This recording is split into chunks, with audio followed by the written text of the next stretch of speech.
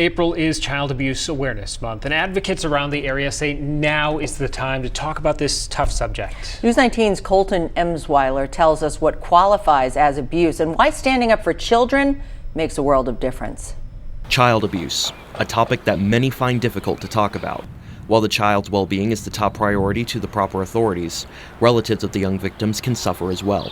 Following the conviction in the murder of 3-year-old Kyson Rice on Tuesday, the Monroe County District Attorney says that no one should have to deal with the grief of losing a precious soul. We didn't know Kyson when he was alive, but the family's been able to make us feel like we knew Kyson with the information that they shared, and he was a beautiful little boy. So they're devastated, I think, obviously, by Kyson not being here, but I think they're glad to see that the jury reached the verdict they did. There are many types of child abuse to be aware of.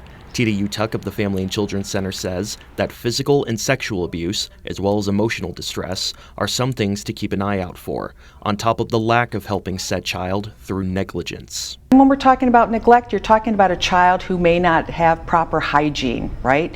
Who might not have, body odors, hair matted and unclean, medical, dental issues, clothing that doesn't relate to the time of year.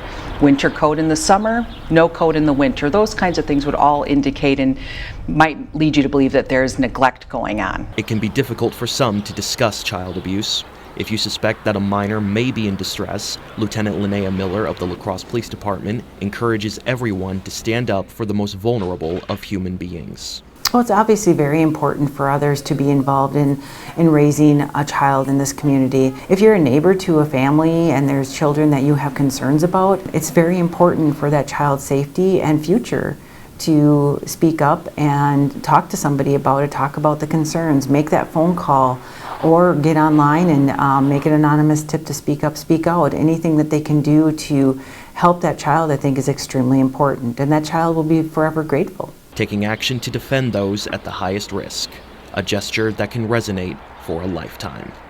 Reporting from La Crosse, I'm Colton Emsweiler, WXOW News 19. Now, some signs to watch out for when it comes to physical or sexual abuse of a child include burns and bruises, as well as discomfort when sitting or standing. And symptoms of emotional distress include spontaneous changes in behavior and tending to avoid certain situations.